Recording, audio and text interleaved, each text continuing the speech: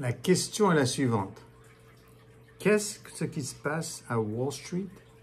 Qu'est-ce qui se passe avec Elon Musk? Qu'est-ce qui se passe avec Trump? Tout est d'accord, tout est un grand mélange. C'est un grand mélange, les amis, parce que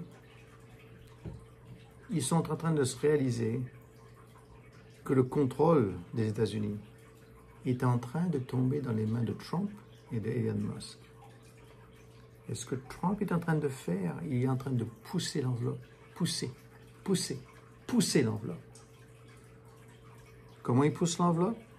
Il y a Elon Musk qui se balade dans Washington, et puis Elon Musk, il se dit, ben, je vais regarder les paiements de USAID.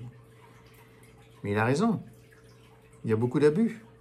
Bon, c'est un truc de 40 milliards, USAID. Ça distribue de l'argent de partout.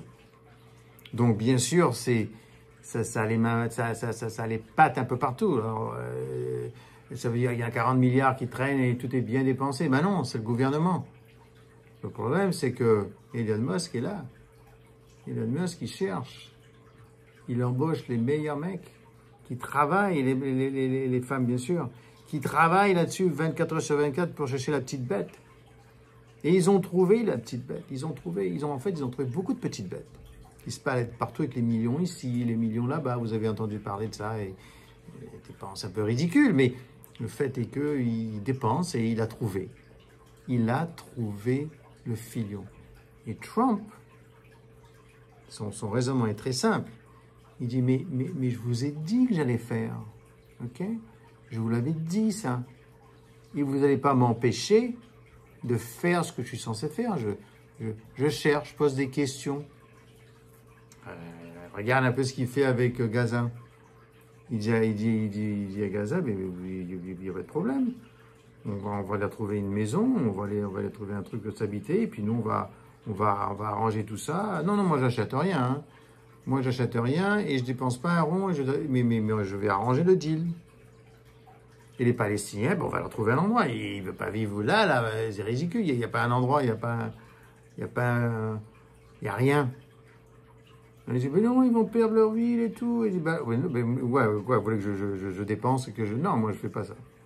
Okay? Alors, ce qui se passe, c'est que la façon dont ils pensent est très simple, mais trop simple.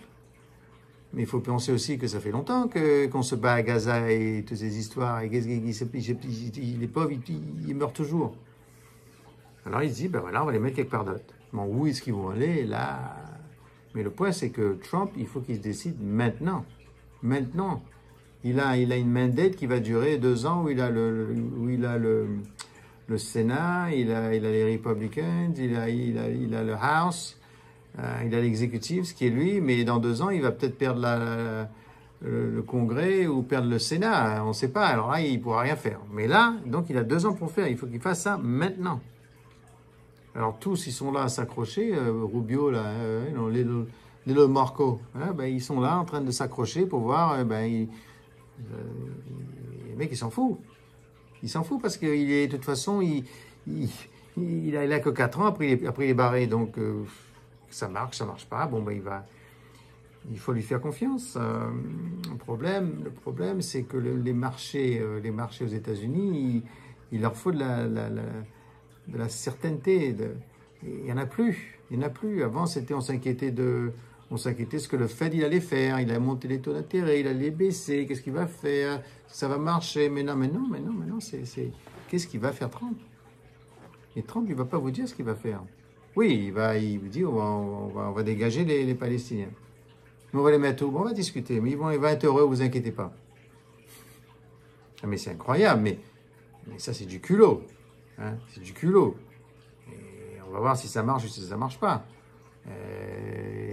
Les Jordaniens, là, ils sont là, mais il en a marre de dépenser de l'argent, Trump, à tous ces gens dans tout le monde entier. Donc les Jordaniens, ils vont dire, bah oui, mais j'aimerais quand même mon milliard. Alors, si tu veux ton milliard, il faudra m'aider. Mais non, parler aux autres. Il faut dire que les États-Unis c'est 35 milliards de milliards. Hein. C'est des trillions de dollars qu'il faut repayer. Donc, c'est 35 000 milliards. C'est énorme. OK? Donc, ce que Trump est en train de faire, il se dit, bon, alors, d'abord, je vais d'abord faire ce que j'ai dit que j'allais faire. Bon, je vais m'occuper de l'immigration. Bon, ce qu'il a fait, il est cherché les mecs un peu ici, les bonnes femmes et tout. Illégal, pof. Mais enfin, il y en a 10 millions. Il va pas s'en débarrasser. Il va pas s'en débarrasser en une semaine. Ça va prendre. Il y en a 5 millions qui travaillent quand même. Bon, ben, ils sont là, ils cherchent. Ils ouvrent Guantanamo Bay. Ils signent. Et puis voilà, il y a des trucs qui se passent. Oui, il y en a qui rentrent. Colombia, il met les mecs dans l'avion. Et puis Colombia président dit non, il faut le retourner. Il dit ah bon, ben dans ces cas-là, taxe. Ah non, pas de tarif. Ok, d'accord, on passe. Donc il a fait ça. Maintenant, il s'occupe des tarifs. Il dit voilà, alors on va vous 20-25%. Le Canada et le Mexico, ils disent comment 25%? Non, on était copains et tout. Bon, écoute, l'immigration, pas de problème. On met 10 000 mecs, là, soldats sur la truc pour tout arrêter. Ouais, d'une façon très coïncidentale, il y en a 10 000 sur Mexique et 10 000 au Canada qui s'occupent. Bon, c'est un peu bizarre comme chiffre. Bon, voilà, mais lui, Trump, c'est bon, là, l'histoire d'immigration, c'est passé. Bon, ils en occupent. Maintenant, il me faut de l'argent. Donc, il me faut de l'argent. Donc, ce qu'on va faire, c'est qu'on va rechercher les 40 milliards là, de USL, on va voir combien on peut économiser. On va virer les mecs qui travaillent sur le gouvernement. Et puis, bien sûr, on va commencer les tarifs. Les tarifs, ils ont commencé, là, 25% de tarifs sur tout ce qui vient de l'acier de l'Europe. L'Europe commence à souffrir. Alors, Van der Leyen va essayer de faire quelque chose. Elle va dire, non, moi, je vais... Oui, mais c'est les États-Unis, c'est énorme comme truc. On est partout, on fait tout, on a tout, les armements et tout. Et là, bon, là, c'est fini les tarifs, maintenant, on va faire Gaza, pouf. Maintenant, on va s'occuper de la guerre en Ukraine. Il fait ça de côté aussi, paf. Donc, c'est ce qu'on appelle l'executive power. Bon, ça s'est jamais fait comme ça. Bon, remarque, c'est peut-être une bonne chose. Hein, en Singapour, c'est ce qu'ils font. Il y a un mec qui décide et voilà. Est-ce que ça va bien se passer? On verra. Mais là, il décide tout. Et puis, s'il y a des juges qui disent oui, mais non, attendez, là, vous n'avez pas le droit de faire ci. Il dit ok, d'accord. Bon, et alors qu'est-ce que tu vas faire, toi? De toute façon, tu es un démocrate, donc hein, je suis un peu biaisé. Ah bah non, je suis le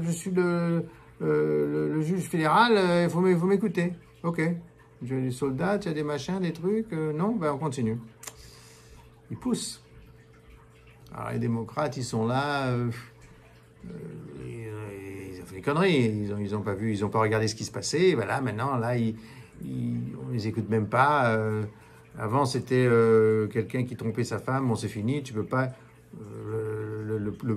Le mec qu'ils ont choisi pour être le Secretary of State, le Secretary of Defense, il trompait sa femme, il s'est remarié, il a trompé la deuxième femme, il a 5 ou 6 enfants, c'est n'importe quoi à la façon woke. Mais maintenant, ça compte plus.